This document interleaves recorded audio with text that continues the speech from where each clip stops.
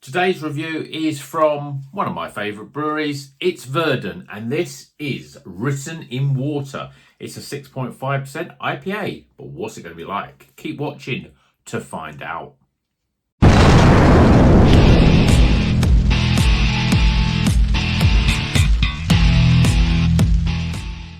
Welcome back to Rocker's Beer Review. Today we're going to Verdant down in Cornwall, and this is Written in Water. As I said in the intro, it's a 6.5% IPA.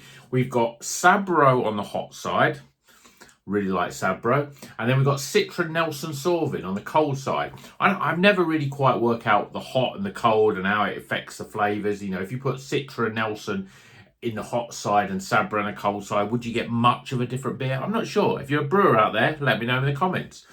But I quite like the idea of Sabro and Nelson Sauvin especially, because I think to me they're quite different hops. Sabro's all about pineapple, lime, coconut especially, and Nelson's all about gooseberry and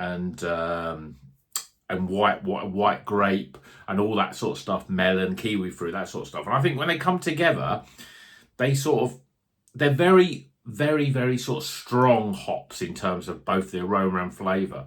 But when you bring them together, sometimes you get something a little bit magical. And if there was one brewery that can make something magical with those two hops together, it's these guys. So let's crack it open, get it in a glass, and see what it's all about. Nelson Sauvin and Sabro. Yeah, I mean, I can't think of two hops that are either side of a spectrum really than these two hops. Yes, they're very strong. Yes, they're very obvious in terms of their flavour profile. You taste it and you go, yeah, that's Nelson Sauvin, or you taste it, yep, that's Sabro. Put them together. The only thing that could go wrong is sometimes it could dilute both the flavours, and none of those sort of flavours come out. And actually, the other one, Citra, comes through, and it's all about sort of citrus fruits and tropical fruits. Anyway, let the beer do the talking. And I mean, look at the colour of that in a glass. That looks absolutely spot on. Thick, yellowy custard, golden yellow. We've got two fingers there, are very compacted, just off whitehead. You can, if I just give it a wobble there, you can see that this is a pretty full-bodied IPA. Looks pretty damn good. Let's see what the aroma's like. Yeah. I'm getting more of the Nelson Sauvin in terms of the aroma. Lots of grape and gooseberry. Not really picking up much on the Sabro in terms of not really picking up coconut. There is a citrusy sort of grapefruit, limes, lemons and that sort of going through it. But for me, the aroma straight away is Nelson. So Nelson is definitely more pungent in the aroma there. I see how it feels, how it comes across in the flavour. Cheers, everyone.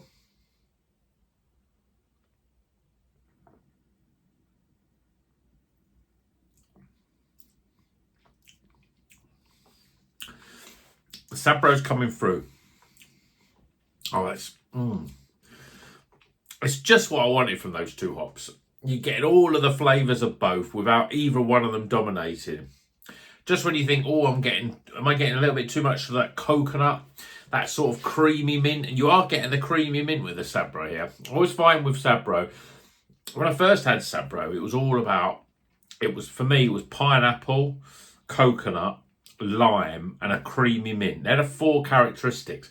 But I've got to admit, a lot of the times I've had Sabro recently, I'm getting some of the coconut, but a lot of the other things are missing. But I'm getting that creamy mint in there. If you've ever had a Murray mint, that's the flavour.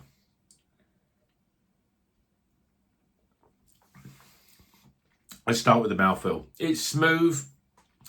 It's medium-bodied. I'd probably say light to medium, actually. Flavour-wise, there's a lot going on. Let me put this down and just sort of try and unpack the flavours. You're getting that woody coconut flavour. And you're getting that sort of creamy mint.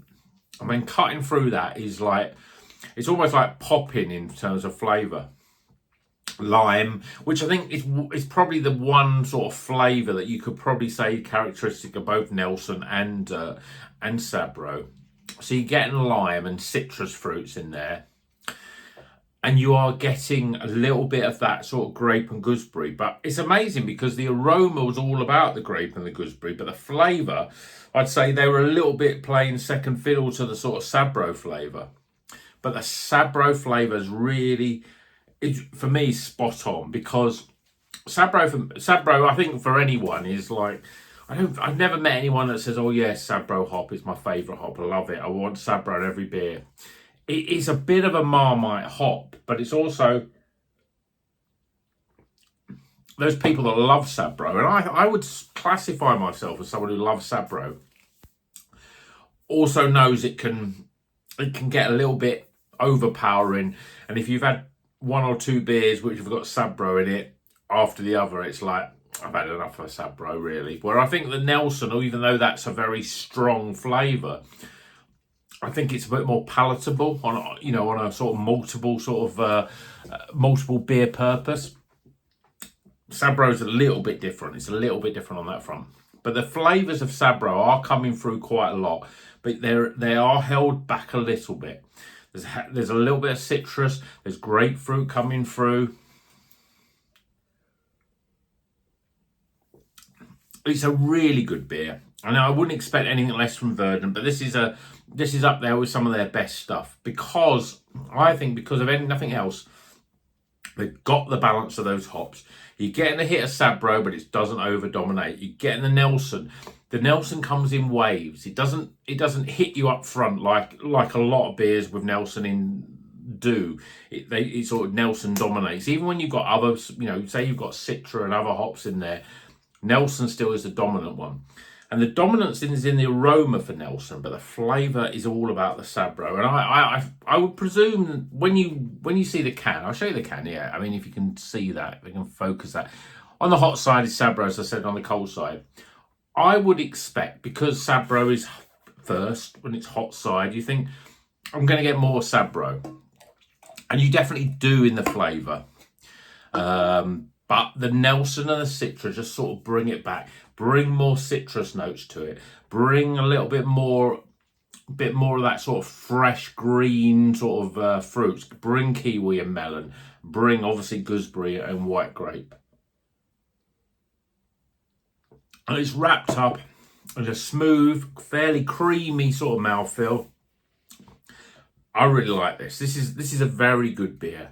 And I think what this beer does, it shows how good Verdant are as a brewery, because they've blended these two hops very well together. It's so easy I've had so many beers with Sabro in and other hops where the Sabro is like, well, you might as well just call it Sabro hop because it dominates.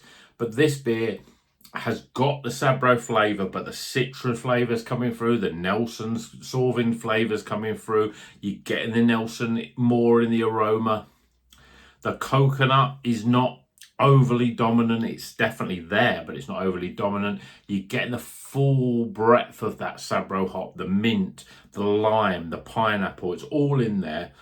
And it's a very good beer. Well brewed beer. Tastes great. It's another cracking beer from Verdant. I expect nothing less. I can't think of a time where I've had a bad Verdant beer. I mean, even like things like my top brewers. I always say Polly's, Verdant, and Daya. Daya, I think, is knocked back a little bit, and that's probably been replaced by either Asvex or Rivington, Beak. I mean, there's a lot that are vying for that third place, but Verdant and Polly's have always dominated. But I've had bad beers from Polly's. I've had beers that haven't quite hit the mark with Polly's, but I don't think I've done that with Verdant. I've always had really good beers. And to me, Verdant, I think, are one of the top beer breweries in the UK. And this beer showcases that, because it uses Sabro and Nelson Sauvin in a very balanced and complex way. Very good beer. Let's get some scores.